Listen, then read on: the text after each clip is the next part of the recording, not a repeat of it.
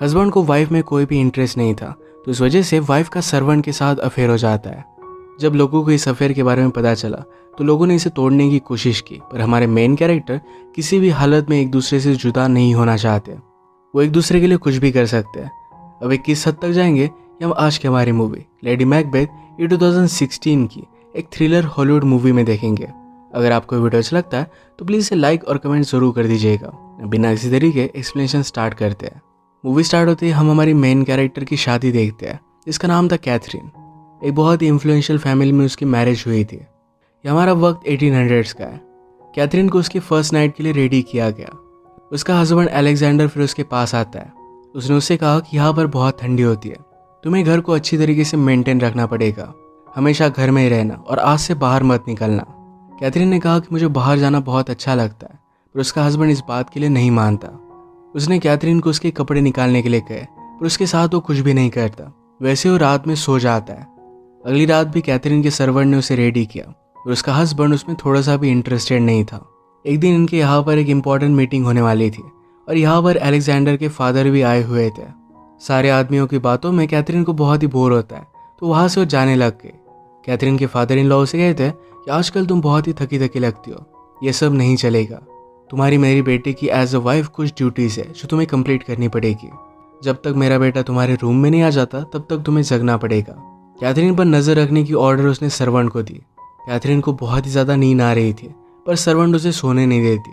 Servant का नाम है एना। हमेशा एना कैथरीन के आसपास ही रहती थी, तो कैथरीन को अच्छा नहीं लगता था। रात में ज़रा लेट अलेक्जेंडर कैथरीन के पास आया। उसे वो कपड़े निकालने के लिए कहता है और फिर खुद को प्लीज करता है। कुछ दिनों बाद अचानक से अलेक्जेंडर को कहीं पर जाना पड़ा। कैथरीन ने अपने फादर इन लॉ से पूछा कि वो कहाँ पर है। वो कहते हैं कि वॉर की वजह से उसे जाना पड़ा है, तुम ज़रा रेस्ट करना, ताकि जब वो वापस आए तुम्हारी एनर्जी अच्छी बनी रहे, अपनी ड्यूटीज़ तुम निभा पाओ। उसे घर से कहीं भी जाने के लिए मना करता है। फादर इन लॉ को भी काम था, तो अपने काम से वो दूर चले गए। कैथरीन किसी के भी मानने वालों में से नहीं थी। उसे बाहर जाना अच्छा लगता था, तो सब कुछ एंजॉय करती है। एक दिन कैथरीन ने एना की चीखें सुनी। उसे हर जगह पर ढूंढती है। सर्वेंट के चेंबर में उसे ज़बरदस्ती की जा रही थी। कैथरीन ने यहाँ पर सेबेस्टियन को फर्स्ट टाइम देखा। वो भी एक न्यू सर्वेंट था। कैथरीन कहती कि काम करने की जगह पर तुम ये सब चीज़ें नहीं कर सकते। उसने एना को बचा लिया। वो सेबेस्टियन से पूछती कि तुम्हें कर क्या रहे थे। सेबेस्टियन कहता है कि एना को टंगा कर हम शीप का वेट देख रहे थे। एना ने पूछा कि मेरा वेट क्या होगा। सेबेस्टियन मौके का फ़ायदा उठाकर एना को भी पकड़ रहा था, तो एना उसे झटक कर चली जाती है। दिन भर घर में रहकर कैथरीन को रात में नींद नहीं आती। आज ठंडी ज़रा ज़्यादा थी और बारिश भी हो सकती थी, तो एना ने कैथरीन को घर में रुकने के लिए कहा, पर कैथरीन मानती नहीं। खेतों से गुजरते हुए सेबेस्टियन कैथरीन से बात करता है, पर कैथरीन उसे ज़्यादा कुछ भी भाव नहीं देती। वो बारिश में भीग गई तो एना उसका अच्छे से ख्याल रख रही थी, पर कैथरीन को अच्छा नहीं लगता। अपने रूम के बाहर से रात में उसे कुछ आवाज़ें आई। उसने देखा तो सेबेस्टियन बाहर खड़ा था। वो कहता है कि मैं बहुत ही बोर हो रहा हूँ। कैथरीन पूछती कि तुम चाहते क्या हो, तो सेबेस्टियन ने उसे पकड़ लिया। उसे पहले रेजिस्ट करने की कोशिश कर दिया, पर बाद में उसने उसे किस कर लिया। इसके बाद वो दोनों इंटीमेट हो गए। अगली सुबह कैथरीन के कपड़े इधर उधर देखकर एना को सब कुछ समझ में आ जाता है। सेबेस्टियन और कैथरीन ने अपना अफेयर कंटिन्यू किया। कैथरीन आजकल चर्च में जा नहीं रही थी, तो फादर इन लॉ का एक फ्रेंड उससे मिलने के लिए आ जाता है। उसने कहा कि तुम्हें बाहर नहीं जाना चाहिए, घर में रहना चाहिए, चर्च में आना अच्छा होता है। ये सब बातें कैथरीन को अच्छी नहीं लगती, उसे घर से बाहर निकाल देती है। एक दिन काम करते वक्त एना और सेबेस्टियन मिले। एना कहती कि तुम्हारे और कैथरीन के बीच जो भी चल रहा है ये सब बहुत ही ज़्यादा गलत है। अगर हमारे सर को ये सब बात पता चली तो बहुत बुरा होगा। सेबेस्टियन कहता है कि मैं तुम पर नज़र रखूँगा। एक सर्वेंट को बहुत सारे रिस्ट्रिक्शंस रहते थे। कैथरीन और सेबेस्टियन के रोमांस को लेकर एना भी ज़रा क्यूरियस थी। रात में उनके डोर के की होल से उन्हें वो देखा करती थी। एक दिन कैथरीन के फादर इन लॉ घर पर वापस आ गए। डिनर के वक्त वो कैथरीन से कहते हैं तुम घर को अच्छे से चला नहीं रही। उन्होंने सर्वेंट से एक टाइप की वाइन मांगी, पर कैथरीन ने ऑलरेडी ये सब पी ली थी। वो समझ नहीं पाती कि ख़त्म कैसे हो गए। एना हमेशा कैथरीन के साथ ही रहती है, तो उसके खिलाफ वो बोल नहीं सकती। फादर इन लॉ गुस्सा हो गए और एना को एज ए एनिमल की तरह चलते हुए जाने की सज़ा देते हैं। अगले दिन उन्हें कैथरीन और सेबेस्टियन के बारे में किसी ने बता दिया, तो सेबेस्टियन को बहुत मारते हैं। उसे एक जगह पर उन्होंने बंद करके रखा। कैथरीन उसे बचाने की कोशिश करती है, पर वो कहाँ पर है इसके बारे में उसे पता ही नहीं था। कैथरीन अपने फादर इन लॉ के पास आई। उनसे कहती कि सेबेस्टियन को जाने दीजिए। फादर इन लॉ बहुत ही गुस्से में थे।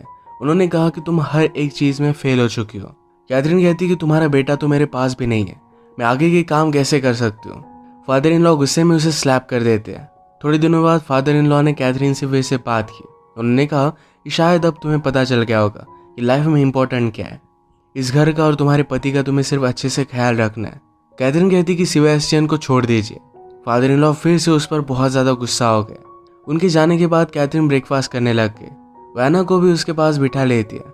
उसकी फैमिली के बारे में पूछने लग गई। अचानक से फादर इन लॉ की आवाज़ें आती है। कैथरीन ने उन्हें पॉइजन कर दिया था और वो मर रहे थे। कैथरीन एना को उनकी हेल्प करने के लिए नहीं जाने देती। इसके बाद कैथरीन ने सेबेस्टियन को ढूंढकर वहां से बचा लिया। फादर इन लॉ को देखने के लिए डॉक्टर को बुलाया जाता है। डॉक्टर को लगा कि फादर इन लॉ की एज ज़रा ज़्यादा हो गई थी, तो नेचुरली उनकी डेथ हो गई। ये सब देखने के बाद एना को बहुत ही बड़ा शॉक लगता है। कैथरीन को उसके हस्बैंड का लेटर मिला जिसमें लिखा था कि अपने फादर की फ्यूनरल के लिए वो नहीं आने वाला।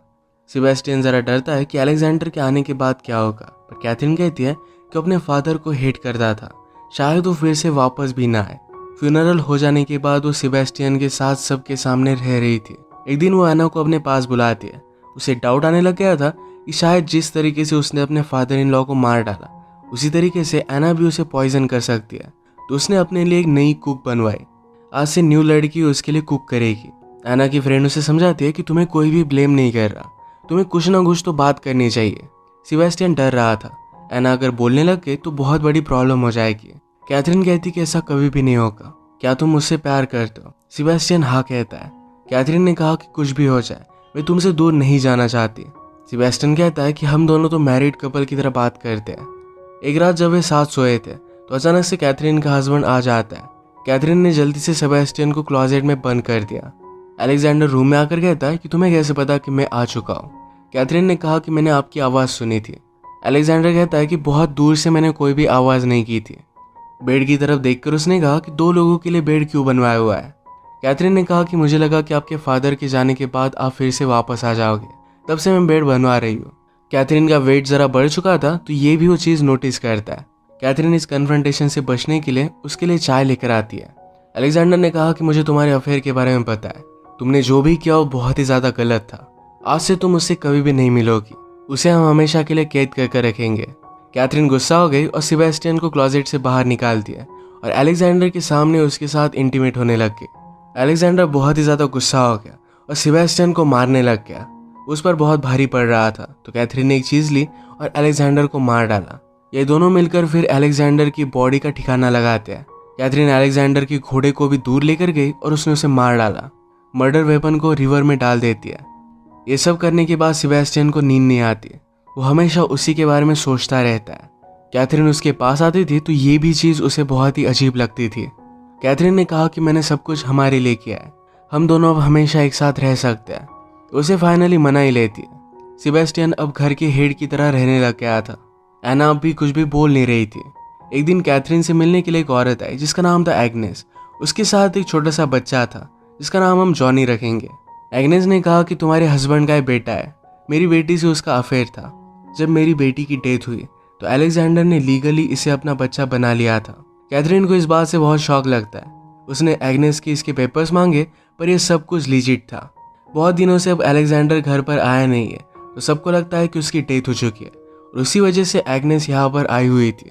उसका कहना था कि वो और जॉनी अब कैथरीन के साथ ही रहे, लीगली इस घर में भी उसका हिस्सा है। इसके बाद वो घर में रहने के लिए आ जाते हैं। अब सबके सामने कैथरीन और सेबेस्टियन नहीं रह सकते। सेबेस्टियन कैथरीन से कहता है कि वो कुछ फेक होंगे। सेबेस्टियन कहता है कि ऐसा कैसे हो सकता है, पर कैथरीन ने कहा कि उनके पेपर्स अच्छे हैं, इनके लिए बड़ा प्रॉब्लम हो गया था। एग्नेस ने कैथरीन से कहा कि जॉनी का रूम तुम्हारे रूम के पास रख देते, इससे रात में उसे डर नहीं लगेगा।